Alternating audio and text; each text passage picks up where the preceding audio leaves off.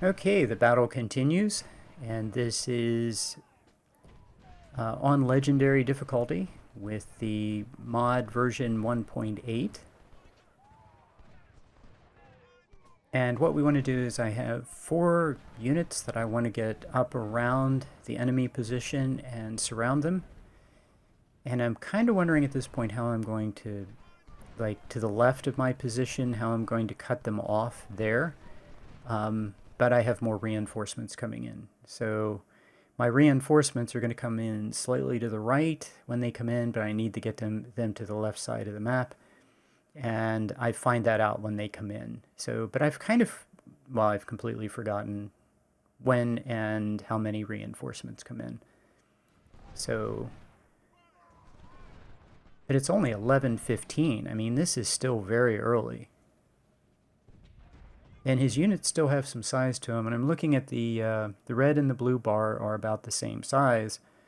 So anytime it's less than 2 to 1, even on legendary, it's going to be pretty easy. And yeah, this just continues. He's in the water right now taking shots, and even though my units are undersized, we're at 1 to 1. So this should be pretty academic, really. I just have to get my units into position. And as soon as my core units, my permanent units, get up to help the allied units, this is going to be very one-sided. So pushing the artillery up so that the enemy is in canister range. Man, I really love the 1.8 mod and how you can see instantly if the enemy is in canister range. That makes such a huge difference. And did a unit just shattered? The guy who was standing over there exchanging shots with my unit in the woods, is he dead? Something died over there. I turned away for a minute and something died. Another unit just came in, but he's in the water, so this is not going to work out well for him. So the guy in the water retreats. Yeah, everything's just going amazingly well. I'm on the flank of this guy. The guy in the fortification, I've watched that other people take him out, and he puts up a fight, so that might be interesting. I want to make sure that my infantry is firing into him, not out of range, because that can happen. The enemy will be slightly out of range, and they're just standing there. I still have a guy on the far left who's just covering the flank, a flank that's never going to get attacked, and he's just not participating in the battle. He's over there just having a cigarette, and because that's what they did in those days, they had tobacco, and yeah, he's just rolling a smoke and having a good day. So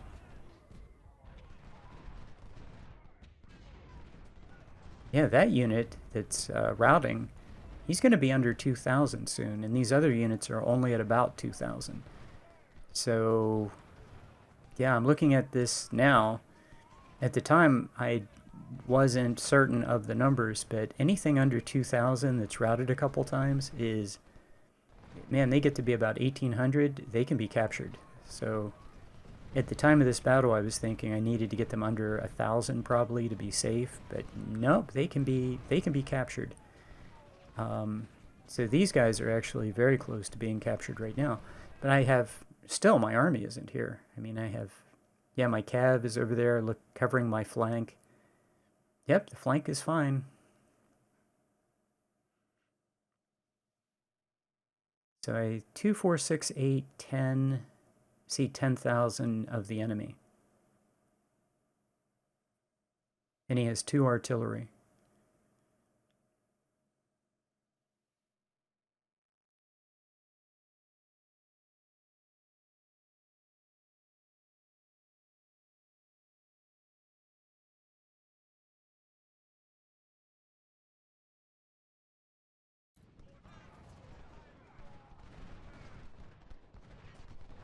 So I do put one of my units to exchange some shots with this guy on the hilltop, and I'm a little concerned about that because the enemy has a high ground advantage, which means they'll do more damage.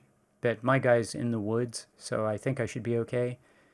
I think it's a mistake. I think my unit takes unnecessary losses exchanging with this guy. I did want to weaken him while the rest of my other units got into position.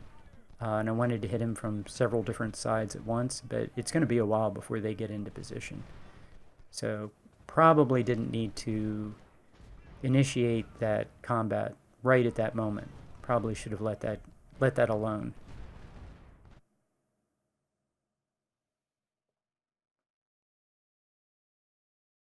So I'm kind of wondering why did I send that detached skirmisher forward? That is not a good place for him to be in the water.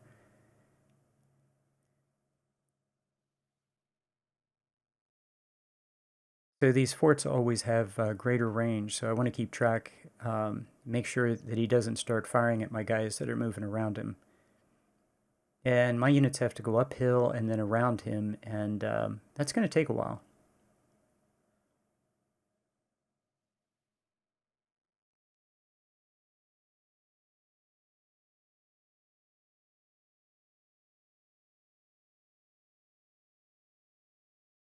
So yeah, the enemy's left flank has kind of collapsed. So to get everybody, keep everybody firing, I have to close in on his position.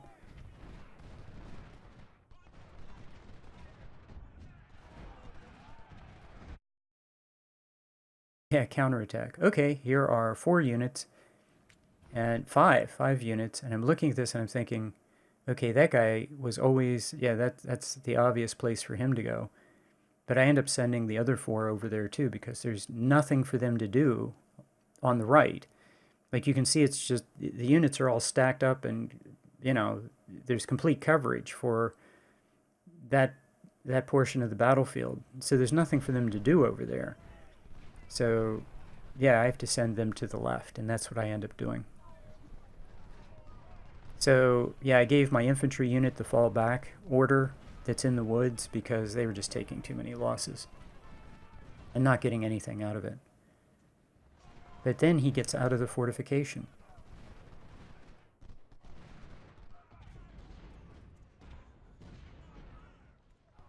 Oh yeah, his cav unit coming forward to die. That's nice. But he has another cav unit. I sent my cav unit to the left. I'm noticing a pattern. When I send my cav unit forward, his cav unit comes after my cav unit. And his unit, for some reason, is very fast, and mine is very slow. I don't. Yeah, that's not good. So I dismount them, and for some reason they can't fire. They can't shoot. That's interesting. So I'd like for them to shoot. So I have them retreat back into the woods so that now if we get into melee, I'll get the cover of the woods, and yeah, I should be okay. So this guy has his flank to me up here, so I'm going to attack it, and we're going to hit him front and flank and rear, and hopefully he retreats south. So that would be perfect.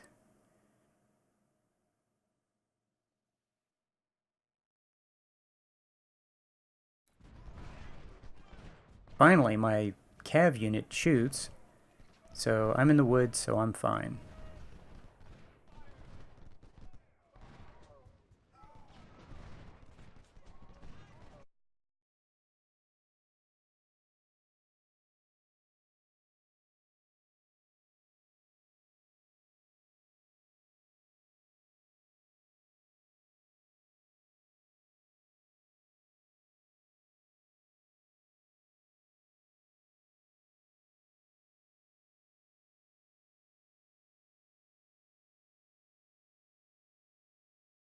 Yeah, there's just no place for one of my units that's about 900 in size, so I'm just going to have him just go to the far left.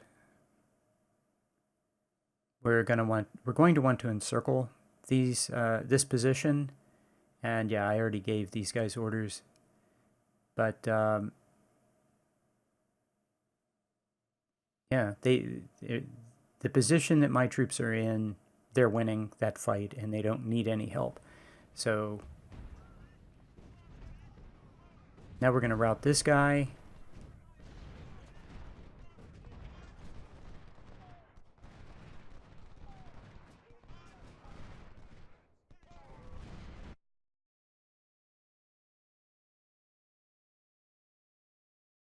Yeah, he's not going to last long. He's getting hit from every side.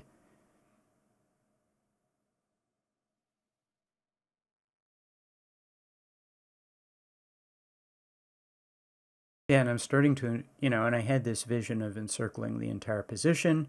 And once this guy in the north routes south, well, actually, he can route anywhere. I'll just send 2 units with him wherever he goes, and eventually he'll surrender.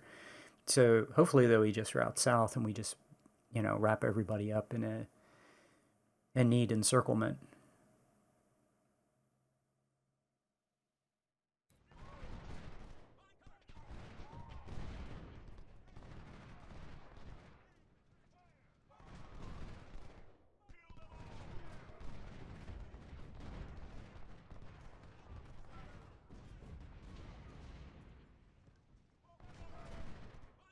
So these kind of remind me of the tactics that I used. I didn't start in my last campaign. I didn't start doing these big encirclements until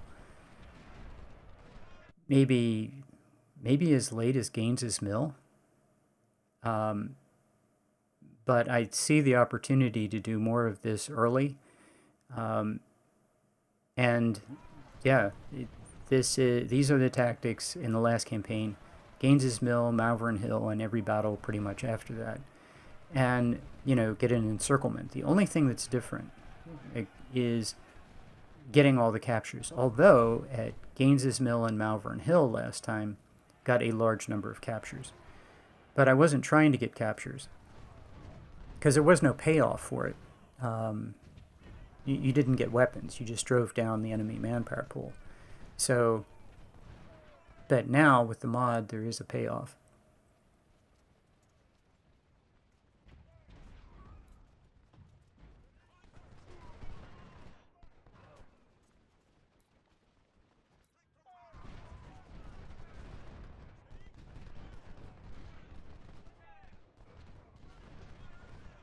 My guess is that in the future, the number of weapons you can capture from when you capture enemy units is probably going to be capped.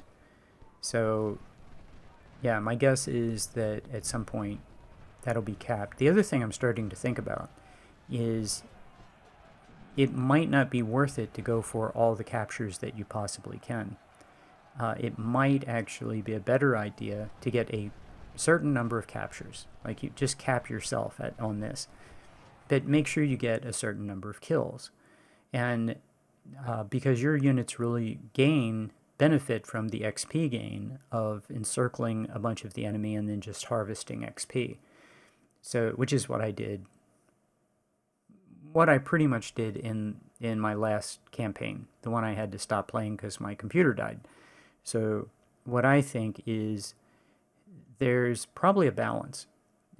Going for as many captures as you can probably get is probably not the way to max this out. That's what I'm thinking. I know I talked about this in an earlier episode, but I'm really thinking about it. At what point would you rather just surround the enemy and harvest XP for your units? And I think probably the answer is your best units, maybe they should stay out of melee. Maybe they should just harvest XP for as long as possible. The other thing is, if there's a lot of time left on the clock, I have forgotten what time this battle ends, but I think there's a good possibility that the battle did not last anywhere near as long as it could have lasted, and I could have had well, I only have 4 units, but I could have had my 4 units just walk across the map and build some condition. So that's something to think about too.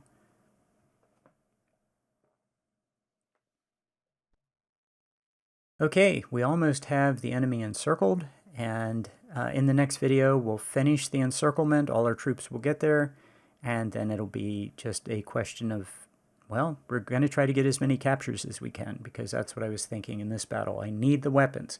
So stay tuned for the next one.